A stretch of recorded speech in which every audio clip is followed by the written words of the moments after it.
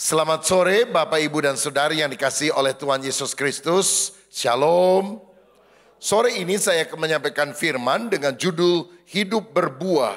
Kita akan baca 1 Tesalonika pasal yang pertama, ayat 2 dan ayat 3. Demikian bunyi firman Tuhan, 1 Tesalonika 1 ayat 2 dan ayat yang ketiga.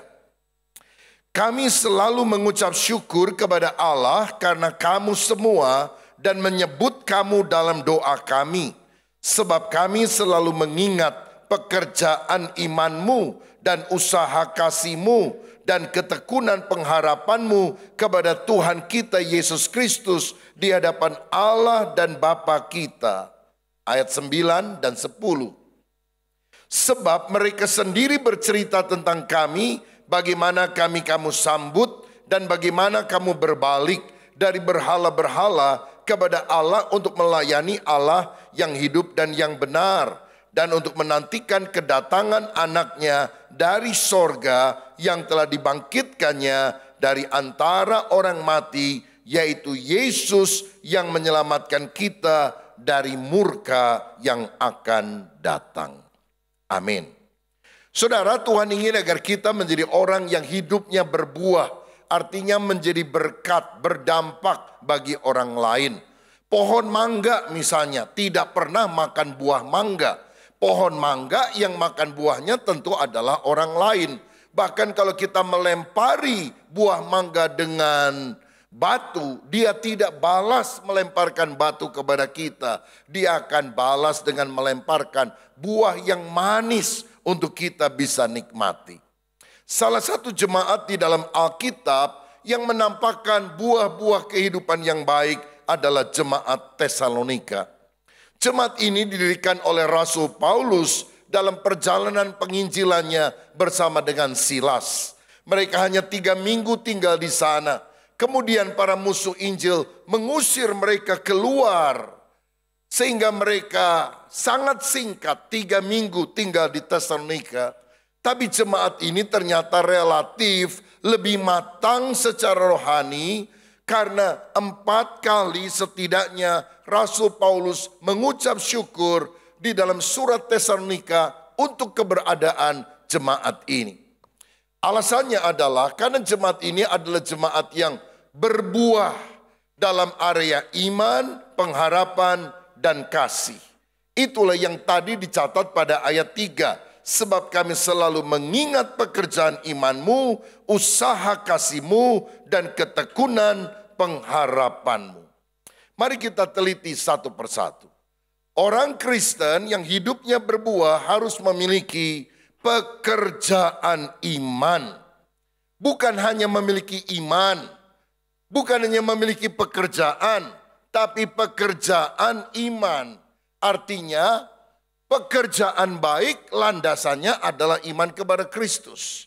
Dan iman kepada Kristus harus diwujudkan di dalam perbuatan baik. Karena Yakobus 2 ayat 17 berkata, demikian juga halnya dengan iman, jika iman itu tidak disertai perbuatan, maka iman itu pada hakikatnya adalah mati. Ada orang ditanya, Anda sudah percaya Yesus? Sudah, puji Tuhan. Sudah dibaptis?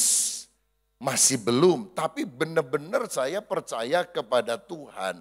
Kalau dada saya dibelah, saya sungguh percaya kepada Tuhan. Masalahnya ada ungkapan dalam laut dapat diduga hati orang siapa? Tahu. Saudara-saudara, kita baru bisa menyatakan kita sungguh percaya di dalam perbuatan iman, tindakan iman.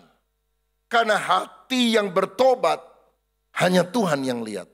Tapi buah pertobatan harus bisa dilihat oleh orang lain.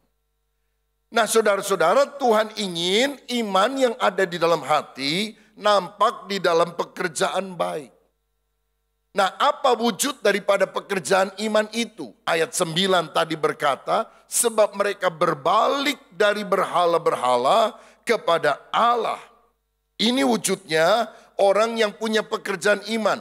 Berbalik dari berhala kepada Allah. Tuhan mau kita tidak lagi menyembah berhala, kepercayaan-kepercayaan zaman dulu yang ternyata tidak benar. Tetapi kita menyembah kepada Tuhan. Kalau kita nyembah berhala, kita bisa lihat berhala, tapi berhala tidak bisa lihat kita. Tapi kalau kita nyembah Tuhan, kita nggak bisa lihat Tuhan, tapi Tuhan bisa lihat kita. Dan karena dia bisa lihat kita, dia bisa menolong kita, dia bisa mendengar doa kita, dia bisa menyatakan mujizat bagi kita. Jadi yang paling penting bukan kita lihat berhala, tetapi Tuhan yang kita sembah itu bisa melihat kehidupan kita. Berbalik dari berhala, termasuk jangan percaya kepada tahayul. Ada orang katanya percaya Yesus tapi juga percaya tahayul. Jangan suka duduk di atas bantal, nanti bisulan. Ayat mana menyatakan hal itu? Matius 15 ayat 23 kah? Kalau ada orang bangun rumahnya atau tempatnya, saya lihat kadang-kadang di berbagai hotel ada nomor 1, 2, 3, empatnya nggak ada, 5, 6, 7, 8, 9, 10, 11, 12, 13-nya nggak ada, 14, 15 dan selanjutnya. Kenapa? Karena kita berpikir angka 4, angka 13 itu angka sial. Nah orang Kristen nggak percaya bahwa angka 4, angka 13, angka sial saudara. Saudara lahir tanggal 13, kalau engkau percaya Yesus diberkati Tuhan. Percaya Yesus masuk sorga. Lahirnya tanggal yang lain yang katanya tanggal bagus. Orang kadang sekarang pilih kalau kawin itu tanggal bagus. 11, 11, 12, 12 begitu saudara. Tapi kalau nggak ada Yesus nggak bahagia juga itu pernikahan. Karena hidup kita tidak ditentukan oleh nomor. Tidak ditentukan oleh tanggal. Nomor kehidupan kita, berkat hidup kita ditentukan oleh Tuhan yang mengatasi segala-galanya. Ada orang mau beli rumah, semua udah cocok, kamar tidurnya, kamar mandinya, dapurnya. Udah mau ke notaris dibayar, temennya datang. Kalau menurut saya mah jangan dibeli, kurang halus. Halus bagus, apa jeleknya? Nomornya, posisinya kurang bagus. Tusuk sate, carilah yang tusuk konde. Karena kalau tusuk sate nanti nggak bagus katanya. Saudara, bukankah ini merupakan bagian daripada tahayul? Satu kepercayaan yang tidak ada dalam kitab suci, tapi kita terima di alam bawah sadar kita, dari nenek moyang kita tanpa mau diuji oleh firman. Apakah pengajaran itu benar atau tidak? Jangan tanam pohon pepaya di depan rumah, nanti nasibnya payah. Jangan bikin kolam di dalam rumah, nanti berkat kesedot ke dalam kolam. Orang percaya hal semacam itu. Saya bersyukur ibu mertua saya tanam pohon pepaya waktu dia hidup di depan rumah, saudara-saudara. Dia sudah meninggal berapa tahun? 9 tahun yang lalu. 2 minggu lalu saya masih makan buah pepayanya, manis banget saudara-saudara. Hidup jadi berkat, orangnya sudah bersama Yesus di sorga. Pepayanya bisa dimakan oleh anak cucunya saudara. Karena itu mari kita berbalik dari berhala dan hanya percaya kepada Tuhan yang benar. Apa itu berhala? Berhala bukan cuma patung tentunya. Berhala adalah sesuatu atau seseorang yang kita tempatkan di tempat Allah. Sesuatu atau seseorang yang kita anggap paling penting dalam hidup kita. Bisa berupa kesibukan pekerjaan, hobi, orang yang kita cintai, uang atau materi. Tuhan mau dia berada di tempat nomor 1 dalam hidup kita. Matius 6 ayat 33, tetapi carilah dahulu kerajaan Allah dan kebenarannya, dan maka semuanya itu akan ditambahkan kepadamu. Kadang-kadang ada orang diajak, yuk doa yuk. Aduh sibuk gak ada waktu. Pelayanan yuk, aduh sibuk gak ada waktu. Saya mau bilang begini, Waktu itu untuk semua orang sama, 24 jam sehari. Kenapa orang nggak mau ikut doa? Kenapa orang kadang-kadang tidak hadir dalam ibadah? Kenapa orang tidak mau melayani? Alasannya tidak ada waktu. Saya bilang waktu itu selalu ada disediakan oleh Tuhan. Kalau mau jujur jangan ngomong tidak ada waktu. Saya menganggap hal itu tidak penting. Jujur saja, karena kita menganggap itu tidak penting maka kita tidak akan siapkan waktu. Tapi kalau saudara anggap itu sesuatu yang penting, sesibuk apapun kita pasti akan berikan waktu. Betul atau tidak saudara? Kalau orang pacaran, pacarnya mungkin di luar kota, capek kerja, sibuk. Tapi kalau ada hari libur aja dikit, weekend aja dikit, gak kenal capek tuh, pergi dia. Karena apa? Dia menganggap pacarnya itu penting.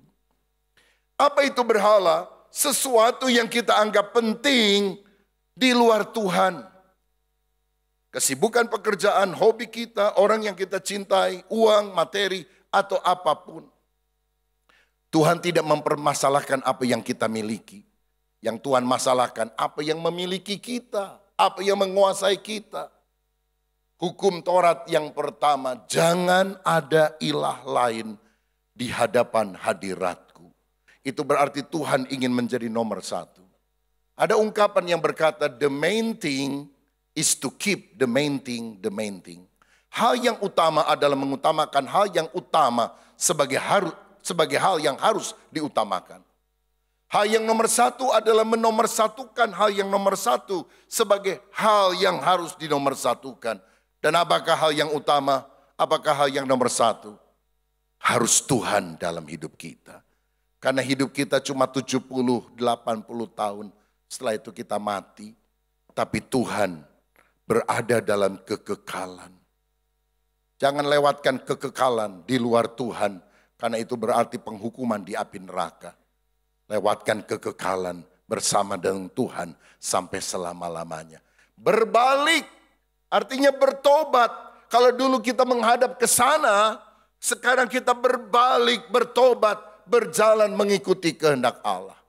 Itulah ciri orang yang memiliki pekerjaan iman, yaitu dia tinggalkan kepercayaan yang lama, yang palsu, yang tidak alkitabiah, dan sungguh-sungguh menyembah Tuhan yang hidup. Yang kedua, jemaat ini adalah jemaat yang menurut ayat 3 tadi memiliki usaha kasih. Nah ini juga luar biasa. Mereka bukan cuma punya kasih, mereka bukan punya cuma usaha. Mereka punya usaha kasih. Artinya usaha perbuatan yang lahir dari motivasi mengasihi. Dan kasih yang diwujudkan di dalam usaha, tindakan konkret. Kasih yang nyata dalam usaha atau tindakan. 1 Yohanes 3 ayat 18. Anak-anakku, marilah kita mengasihi bukan dengan perkataan atau dengan lidah, tetapi dengan perbuatan dan dalam kebenaran.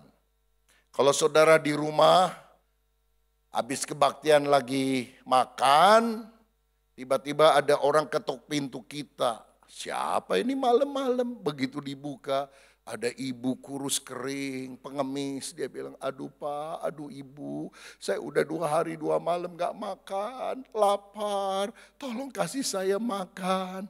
Apa yang kita harus lakukan? Apa kita masuk ke kamar, bawa Alkitab sebesar bantal, dan kemudian kita buka Matius 4 ayat 4, manusia tidak hidup dari roti saja, tapi dari setiap firman yang keluar dari mulut Allah. Pingsan itu orang, saudara.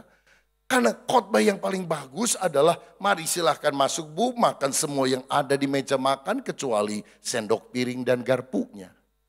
Bukankah itu usaha nyata yang kita harus kerjakan bagi orang-orang yang ada di sekitar kita? Saya pernah dengar cerita gadis Indian kalau dilamar oleh pria dan pria itu berkata, I love you, aku mau menikah sama kamu. Maukah kamu menikah dengan saya? Wanita berkata, buktikan cintamu kepadaku. Oh, aku sanggup membuktikan. Cara membuktikannya gimana? Saudara, pria itu disuruh untuk mengambil sebuah karung yang sudah diisi oleh lebah. Dan kemudian dia harus masukkan tangannya ke dalam karung yang isinya lebah dan menggoyang-goyangkan. Wah, pasti digigitin tuh sama tawon, sama lebah sampai bengkak. Tapi kalau dia bisa tahan malah senyum, nggak apa-apa, nggak sakit. Demi cintaku padamu, aku rela. Waktu tangannya keluar gede gitu saudara, bengkak. Itu tanda cintanya, baru si gadis mau menerima. Mudah-mudahan di Tasik nggak ada yang begitulah. Tapi itulah budayanya orang-orang Indian, saudara. Mana buktinya? Mana usahanya yang membuktikan engkau mengasihi? Dan itulah yang mereka kerjakan. Nah, apa yang harus kita kerjakan untuk membuktikan kasih kita kepada Tuhan? Wujudnya ayat 9 tadi dikatakan melayani Allah yang hidup dan benar. Sebab mereka sendiri bercerita tentang kami, bagaimana kami kamu sambut dan bagaimana kamu berbalik dari berhala-berhala kepada Allah untuk melayani Allah yang hidup dan yang benar. Ciri orang yang cinta Tuhan dan sesama, melayani Tuhan. Dalam Mazmur 116 ayat 12-13, bagaimana akan kubalas kepada Tuhan segala kebajikannya kepadaku? Aku akan mengangkat piala keselamatan dan akan menyerukan nama Tuhan. Orang yang sungguh mengalami kasih Tuhan akan membalas kasih Tuhan dengan mengangkat piala keselamatan, dengan menyerukan nama Tuhan. Artinya apa? Menghargai keselamatan, bersaksi, melayani. Dan itu yang kita harus kerjakan. Orang yang cinta Tuhan harus melayani Tuhan. Tidak cukup datang, menyanyi, mendengarkan khotbah. Tapi dengan talenta karunia yang Tuhan percayakan kepada saya dan saudara. Layani Tuhan. Itu adalah sesuatu yang menyenangkan hati Tuhan. Membalas kasih Tuhan. Walaupun kasih Tuhan tidak mungkin terbalas. Seorang pendeta potong rambut. Setelah selesai dia bilang, berapa Pak saya mesti bayar? Oh enggak usah Pak Pendeta, saya senang bisa potong rambutnya Pak Pendeta. Biasanya Pak Pendeta kalau doakan orang suka tumpang tangan pegang rambutnya. Sekarang saya tukang cukur yang pegang rambut Bapak Pendeta. Gratis. Pendeta pulang ke rumah, sejam kemudian balik lagi bawa Alkitab kecil dari The Gideons. Dan dia bilang, baca ya Alkitab ini. Oh ya, terima kasih Pak Pendeta. Sejam kemudian datang pastor, saudara-saudara, juga dipotong rambutnya. Setelah selesai, pastor tanya, saya harus bayar berapa? Oh tidak perlu, hari ini saya senang. Ada pendeta tadi dan sekarang pastor. Gratis Bapak Pastor. Oh terima kasih. Dia pulang, sejam kemudian dia balik lagi, bawa kalung salib kecil. Kalau kamu berdoa, ingat ya, Tuhan Yesus sudah mati untuk kita. Terima kasih Bapak Pastor. Sejam kemudian datanglah Rabi Yahudi, saudara-saudara, dipotong. Berapa saya harus bayar? Tidak perlu, lengkaplah kebahagiaan saya hari ini. Ada pendeta, pastor, dan Rabi Yahudi. Gratis. Oh gratis, terima kasih. Pulanglah dia ke rumah, sejam kemudian dia bawa 3 anaknya dan 3 keponakannya yang gondrong-gondrong. Dan dia bilang mumpung gratis, tolong potongkan rambutnya. Saudara-saudara, membalas kasih Tuhan tentu tidak hanya berdoa minta terus. Tetapi kita belajar melakukan sesuatu walaupun sangat terbatas. Tapi itulah wujud kecintaan kita kepada Tuhan. Makanya jangan jadi jemaat yang pasif, yang hanya menonton ibadah. Tapi tekun beribadah dan berbuat di dalam pelayanan. Gereja sekarang itu bentuknya biasanya ada bangku-bangku untuk jemaat dan ada panggung di mana di sini berdiri pemimpin pujian, pemain musik, pengkhotbah dan sebagainya. Dan kalau kita tidak waspada, kita menganggap yang di depan itu tontonan. Apalagi kita sudah terbiasa ibadah online dan menonton ibadah tersebut. Saudara tahu, ibadah mula-mula itu bukan di gedung gereja, di rumah-rumah. Dan posisi duduk mereka itu melingkar, saudara. Atau kalau tidak segi 4, sehingga semua orang bisa menatap wajah satu dengan yang lain. Siapa di tengah? Senternya kosong, tapi mereka yakin Yesus hadir di tengah-tengah persekutuan umatnya. Jadi Yesus yang jadi senter. Tetapi sekarang karena semua gereja modelnya seperti ini, karena memang saya mengerti kalau dulu gereja rumah jemaatnya kan 10-20 lah. Jadi berputar saling berhadapan bisa, tapi kalau sekarang berputar saling berhadapan kan perlu ruangan yang lebih besar dan kadang-kadang orang saling terhalang. Apalagi kalau orang mau bicara posisinya kurang pas kelihatannya, sehingga diatur dengan pola semacam ini. Tapi ingat, ini bukan pertunjukan. Seperti kita nonton konser, seperti kita nonton pertunjukan apapun di mana ada orang berpidato dan sebagainya. Tetapi kita selalu harus ingat bahwa di tengah kita ada Yesus dan kita tidak datang ke gereja hanya untuk menonton pujian, hanya untuk menonton khotbah. Kita datang untuk memuliakan Tuhan, menyembah Tuhan, mengagungkan Dia. Karena hanya Dia satu-satunya yang layak kita tinggikan. Roma 12 ayat 11 berkata, janganlah hendaknya kerajinanmu kendor, biarlah rohmu menyala-nyala dan layanilah Tuhan. Saudara yang perlu terlibat dalam pelayanan, layanilah Tuhan sesuai dengan kemampuanmu. Kalau ada yang punya kesukaan karunia untuk bisa mengkonseling orang lain. Apalagi saudara belajar konseling yang sekarang ini bisa dilakukan secara online. Maka kita bisa memberikan nasihat masukan kepada orang-orang yang sedang bermasalah. Itu akan sangat menolong mereka. Kalau saudara terbeban untuk melayani, engkau cinta kepada anak-anak sekolah minggu, anak-anak kecil, suka pelayanan itu. Saudara bisa memberikan waktumu untuk menjadi guru sekolah minggu. Apapun yang kita bisa lakukan, jadi saksi bagi orang di sekitar kita. Termasuk kalau saudara diberkati Tuhan dengan keuangan, saudara bisa menabur, memberi untuk mendukung misi, mendukung pekerjaan Tuhan.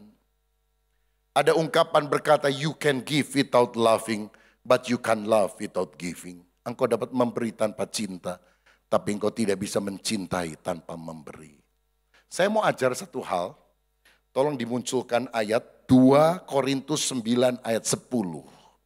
Ini doa yang bagus yang kita harus sama-sama pelajari. 2 Korintus 9 ayat 10, boleh dimunculkan ayatnya? Saya bacakan demikian firman Tuhan, 2 Korintus 9 ayat 10. Ia yang menyediakan benih bagi penabur dan roti untuk dimakan, ia juga akan menyediakan benih bagi kamu dan melipat gandakannya dan menumbuhkan buah-buah kebenaranmu. Ia artinya adalah Tuhan. Menyediakan apa? Benih bagi penabur dan roti untuk dimakan. Ia juga akan menyediakan benih bagi kamu dan melipat gandakannya dan menumbuhkan buah-buah kebenaran. Begini saudara, berkat Tuhan karena sumbernya cuma satu, berkat Tuhan itu dua jenis. Satu, roti untuk dimakan, yang kedua benih untuk ditabur. Berkat Tuhan ada dua, sekali lagi apa? Roti untuk dimakan, kedua benih untuk ditabur. Roti untuk dimakan artinya berkat Tuhan untuk kita nikmati. Untuk makan, untuk beli pakaian, untuk mengembangkan usaha, untuk bayar listrik, bayar sekolah anak dan sebagainya. Itu roti untuk dimakan, dinikmati. Tapi ingat kita juga perlu berdoa untuk benih untuk ditabur. Apa itu benih untuk ditabur? Uang yang Tuhan berikan atau berkat lain yang Tuhan berikan kepada kita, yang kita harus tabur. Kita harus beri kepada orang-orang miskin yang membutuhkan, kepada keluarga kita yang kurang beruntung, untuk pekerjaan Tuhan di gereja, untuk misi dan sebagainya. Roti untuk dimakan, benih untuk ditabur. Saudara-saudara, saya sih percaya tiap hari saudara doa untuk minta berkat. Roti untuk dimakan. Benar gak? Tiap hari minta berkat? Siapa yang tiap hari jujur minta berkat sama Tuhan? Wah, kalau dikit ya. Saudara kalau makan, doa dulu enggak? Mintanya apa? Doanya apa? Berkatilah makanan ini. Ya pasti tiap hari kita minta berkat. Tapi saya mau bilang, apakah saudara sering berdoa? Tuhan beri saya juga benih untuk saya bisa tabur kepada orang lain. Kalau saudara makan buah mangga, makan dagingnya, jangan makan peloknya, jangan makan bijinya, keselak nanti saudara. Benih itu harus ditabur. Petani yang berhenti menabur akan berhenti menuai. Tapi petani yang tetap menabur bahkan pada musim kering dia akan menuai. Dan yang ditabur, yang dituai lebih banyak dari yang ditabur. Kalau saudara menabur sedikit, engkau menuai sedikit. Menabur banyak, engkau akan menuai banyak. Makanya tiap hari saya dorong saudara doa begini. Tuhan berkatilah saya dengan berkat yang saya bisa nikmati. Itu roti. Tapi berikan saya juga berkat untuk saya bisa tabur untuk pekerjaan Tuhan. Bukan dari uang kita kok, dari Tuhan. Ia yang menyediakan benih untuk bagi penabur. Jadi begini, ambil contoh lah. Tuhan, saya kok rindu ya menabur untuk pekerjaan Tuhan. Karena pekerjaan Tuhan perlu biaya yang besar. Misalnya kita baru beli tanah untuk perluas parkir. Uangnya belum cukup, tapi ada pihak yang kasih pinjem tanpa bunga kepada kita, saudara. Tapi yang mesti dulu nasi lah. Nah, jadi kita bilang, Tuhan dalam 3 bulan ke depan saya mau memberkati gereja Tuhan di tempat ini 100 juta. Aku minta benih untuk ditabur. Saudara kalau engkau doanya sungguh-sungguh, dalam 3 bulan ke depan, sebulan, 2 bulan ke depan, tidak mustahil kalau engkau berdoa dengan iman. Tuhan itu tiap bulan memberikan berkat lebih banyak dari biasanya. Bulan pertama lebih banyak, bulan kedua lebih banyak, bulan ketiga lebih banyak. Dan saudara harus ingat, ini bukan semuanya roti untuk dimakan, tapi benih untuk ditabur. Saudara tidak rugi apa-apa, hanya doa minta sama Tuhan dan Tuhan membuka jalan. Saya berkali-kali ngalami itu saudara. Harus pembangunan di Bandung, di sini. Begitu dengar tanah, selagi nggak ada duit, saya bilang Pak Sofyan kasih tahu. Oke, saya nyumbang dulu pertama, saya langsung transfer saudara sekalian.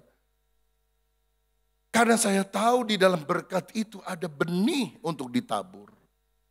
Saya sekarang ketua sinode, hampir tiap hari ada orang minta duit ke WA saya saudara sekalian. Aduh sampai pusing juga. Ada orang kemarin ini. Minta ini kurang sekian juta gitu lah untuk pembangunan. Oke, nanti saya bantu. Besok pagi-pagi, tadi pagi. Belum, baru beres bangun saudara. Belum khotbah. Pak udah ditransfer belum? Loh kok kayak saya yang jadi punya utangnya. Saya bilang sabar dong ada prosesnya. Lagi pula hari Minggu lagi saudara sekalian. Tapi itulah kehidupan yang mau jadi berkat bagi orang lain. Roti untuk dimakan, benih untuk ditabur. Saya tadi ke toilet dulu ya, ketemu sama Ko Iking di sana. Kita kan lagi bangun di gereja dan Museum Alkitab di Bandung. Gereja 4 lantai, Museum Alkitab 5 lantai. Tanah 2 hektar, saudara-saudara. Itu gimana pembangunan teh? Udah mulai jalan kata Ko Iking. Saya bilang kemarin topping off, sudah selesai lantai 4. Untuk gerejanya. Nanti Desember ini kita mulai 5 lantai untuk Museum Alkitabnya. Dia bilang, wah kok cepet ya? Kok tiba-tiba udah selesai? Ya saudara, kita nggak punya uang banyak tapi kita doa dan Tuhan membuka jalan dari orang-orang yang tahu ada benih untuk ditabur. Dan kalau benih untuk ditabur itu ada, cepat bangunannya. 4 lantai selesai akan ditutup. Rencananya Maret tahun depan kita sudah mulai ibadah di situ. Nah saudara-saudara, walaupun tidak semuanya, belum grand opening, baru satu bagian relatif kecil lah dibandingkan dengan 2 hektar itu. Kan 2 hektar itu gede saudara sekalian. Tapi kita bangun sekaligus. Dan saya percaya orang-orang yang melayani Tuhan, mencintai Tuhan, dan menabur di ladang Tuhan, dia akan diberkati oleh Allah sumber daripada berkat itu. Amin. Yang terakhir, yang ketiga, saudara-saudara, Apa wujudnya hidup berbuah? Pertama, pekerjaan iman, berbalik dari berhala kepada Allah. Kedua, usaha kasih, melayani Allah yang hidup dan yang benar. Dan yang terakhir, memiliki ketekunan pengharapan. Itu dicatat di ayat 3 dan ayat 10 penjelasannya. Orang yang memiliki ketekunan pengharapan menantikan kedatangan Kristus kembali. Bertekun dalam pengharapan, punya pengharapan yang tidak pernah pudar, tapi tekun sampai Yesus datang kembali. Itulah ciri orang yang bertekun dalam pengharapan, menantikan kedatangan Tuhan. Tekun berdoa, tekun mentaati firman, tekun menjaga kekudusan. Tidak seperti 5 gadis bodoh yang ketika mempelai pria itu datang, pelitanya padam, tidak sedia minyak. Dan akhirnya dia diusir, aku tidak kenal engkau, hai engkau pembuat kejahatan. Tapi seperti 5 gadis bijaksana yang menyediakan minyak pada pelita, supaya pelita itu tetap menyala. Kita sedang ada di akhir zaman, peperangan sedang terjadi di mana-mana.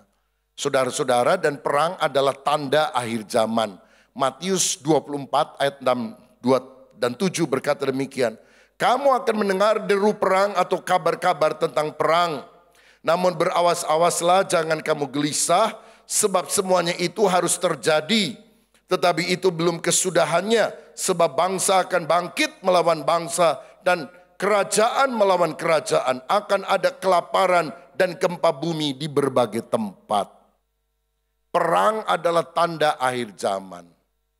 Bulan lalu dalam ibadah kedua saya khotbah tentang konflik Hamas versus Israel dan masa depan dunia. Saya cek di YouTube, viewernya sudah lebih dari 800.000 orang, saudara-saudara. Karena orang-orang ingin tahu apa yang akan terjadi. Dan kemudian tadi pagi dalam ibadah pagi, maksudnya saya khotbah tentang bersiap sedia di akhir zaman, apa yang akan terjadi setelah perang ini. Dan dalam ibadah kedua, saya juga bicara lanjutannya, saudara-saudara, peristiwa besar di akhir zaman supaya saudara tahu rencana Allah dari awal sampai akhir zaman nanti apa saja. Saya tidak akan mengulang sore ini, tapi saudara bisa cek di YouTube-nya, YouTube yang ibadah pagi, ibadah kedua karena itu nyambung, dan yang 1 bulan yang lalu, konflik Hamas versus Israel. Kita akan dibukakan lebih jelas bahwa peperangan adalah tanda akhir zaman. Saudara, Hamas adalah sebuah faksi di Palestina yang sebetulnya tidak mewakili pemerintahan. Pemerintahan yang sah itu adalah kelompok Fatah, pemimpinnya Mahmud Abbas. Tapi yang militan adalah Hamas, sehingga peperangan terjadi secara luar biasa. Saudara-saudara, sebetulnya konflik ini adalah konflik yang berkepanjangan antara orang Yahudi dan orang Arab. Saudara tahu Tuhan pernah memberikan tanah Kanaan kepada Abraham 2000 tahun sebelum Masehi, 4000 tahun yang lalu. Kuberikan tanah Kanaan kepadamu. Tapi kemudian bangsa Israel pernah meninggalkan tanah itu karena diusir oleh kerajaan Asyur, oleh Nebukadnezar.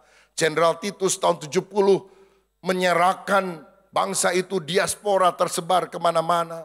Tahun 315 Masehi ketika Roma menguasai Israel dan Kaisar Hadrian ini mengganti Israel dengan nama Filistin.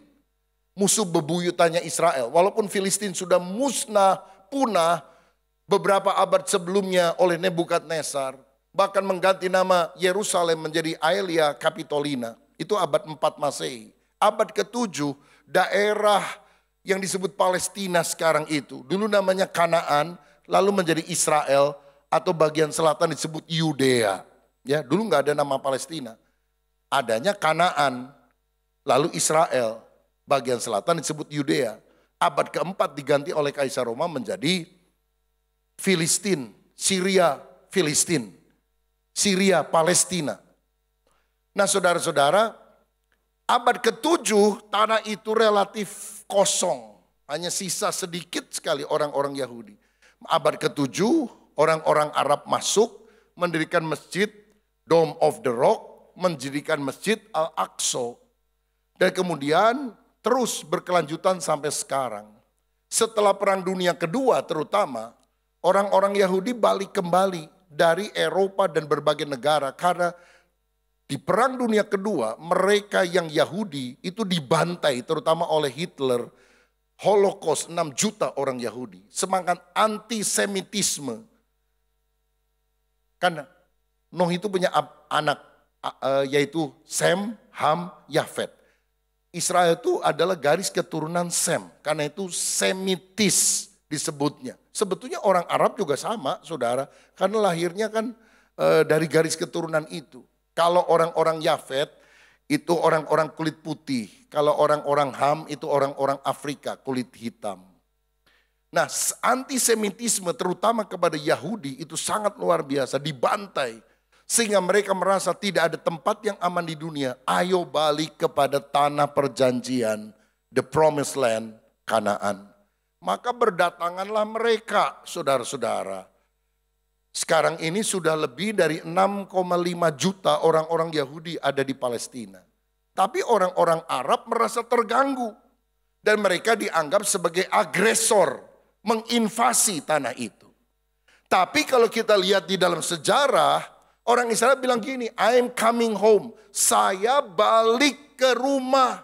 Karena ini yang pernah diberikan kepada Abraham, Nabi Ibrahim. Aku berikan tanah Kanaan kepadamu. Dan saudara tahu, Filistin yang dulu ada raksasa namanya Goliat, itu beda sama Palestina sekarang. Karena Palestina orang Arab. Filistin itu dari Kreta, sebuah pulau di Yunani. Dan kalau mau lebih jauh kita lihat, Palestina itu sebetulnya bukan nama bangsa, saudara. Palestina itu nama daerah, wilayah. Bangsa yang tinggal di sana siapa? Arab sama Yahudi. Dan kalau kita telusuri lagi, satu anaknya Abraham dari Sarah, satu anaknya Abraham dari Hagar. Ini gara-gara bapak Abraham nih, saudara sekalian. Coba kalau dia tahan, bini cuma satu, nggak perang di sana. Lalu ada yang bilang, ini kesalahan Abraham yang kedua, tidak kasih surat wasiat. Jadi berantem tuh anak cucunya katanya. Nah, kita tidak boleh memandang ini sebagai konflik agama. Tapi ini konflik wilayah. Karena kalau saudara pikir bahwa orang di Indonesia selalu pikir Israel itu Kristen. Enggak, lebih banyak orang Arab Islam di Israel daripada Kristen di Israel. Kristen di sana itu minoritas. Agama mayoritasnya apa? Yudaisme, Yahudi. Dan saya mau bilang, Israel bukan tanah perjanjian untuk orang Kristen. Israel adalah tanah perjanjian untuk orang Yahudi. Yerusalem adalah kota perjanjian bagi orang Yahudi. Bagi kita, tanah dan kota perjanjian adalah Yerusalem baru yang ada di sorga. Jadi waktu kita datang ke sana berziarah, itu enggak ada maksud politis. Bukan soal mendukung Zionisme atau apa, tidak. Karena memang Yesus lahirnya di situ, matinya di situ. Kalau Yesus matinya, lahirnya dan matinya di Ciawi, ngapain kita jauh-jauh ke Yerusalem? Ke Ciawi, sampai murah. Tapi karena dia lahirnya di sana, napaktilah sejarah yang mesti ke situ. Tapi bukan karena sentimen politik. Maka kalau orang bilang, kalau Pak Rubin bela mana? Palestina atau Israel? Saya bilang saya bela perdamaian dunia. Karena kalau sudah perang itu pasti ada pelanggaran hak asasi manusia. Kalau udah perang itu cuma dua pilihannya. Dibunuh atau membunuh, saudara. Dan orang Israel juga nggak baik-baik banget. Sampai Tuhan bilang apa? Bangsa Israel itu tegar tengkuk. Dia yang membunuh nabi-nabi. Termasuk Yesus kan dibunuhnya sama orang Yahudi, saudara sekalian. Tapi dari sini kita lihat, kita berdoa supaya perdamaian dunia. Jangan sampai kita ini kemudian ribut sama sendiri.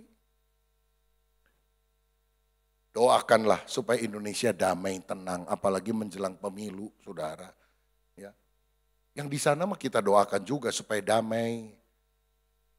Tapi yang mau bisa apa negara-negara Arab di sekitar aja. Orang mau masuk ke sana nggak mau. Indonesia mau terima. Kemarin pengungsi Rohingya yang dari Birma mau masuk ke Aceh, ditolak sama orang Aceh.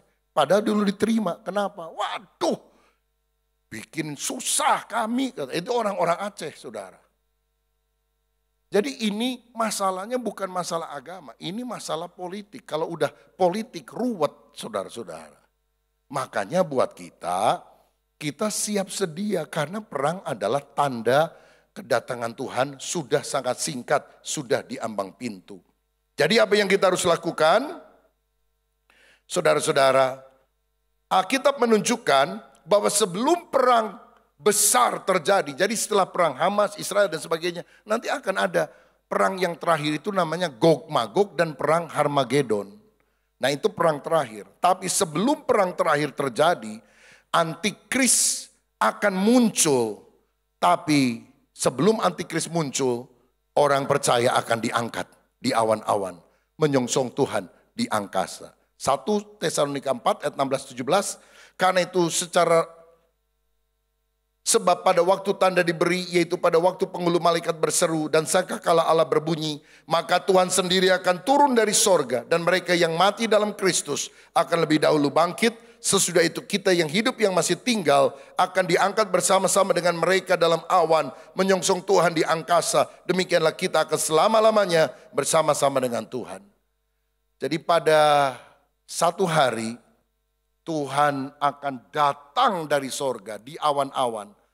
Lalu kita yang masih hidup ini akan diangkat ketemu Tuhan di awan-awan. Pakai tubuh yang baru, tubuh kemuliaan, bukan darah dan daging. Dan orang yang mati dalam Kristus, yang sudah ratusan tahun, berabad-abad mati dalam Kristus, percaya Yesus, akan dibangkitkan.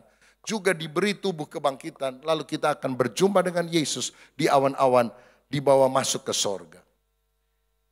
Yang tidak diangkat bagaimana? Akan disiksa ketika antikristus itu muncul. Makanya yang paling penting kita berdoa supaya nama kita tercatat dalam buku kehidupan di sorga.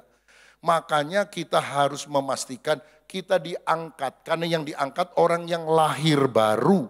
Bukan sekedar Kristen, tapi benar-benar ada Roh Kudus dalam hatinya. Hidup takut akan Tuhan, hidup saleh, hidup sungguh percaya, mencintai Tuhan. Karena kemudian setelah pengangkatan, antikris akan merajalela. 7 tahun dia akan menguasai dunia. Sampai muncul perang Gog, perang Harmagedon.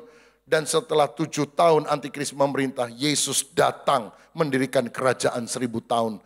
Damai di bumi ini. Tapi ingat, kedatangan Kristus itu kita nggak pernah tahu kapan. Jangan jadi tim perencana kedatangan Tuhan, jadilah tim penyambutan kedatangan Tuhan. Kedatangan Tuhan juga 2 jenis, global, nanti dia di awan-awan, atau personal. Nanti malam saudara tidur, lupa bangun, berhenti bernapas, artinya Tuhan sudah datang dalam hidupmu secara personal. Makanya siap sedia selalu menyambut kedatangan Tuhan.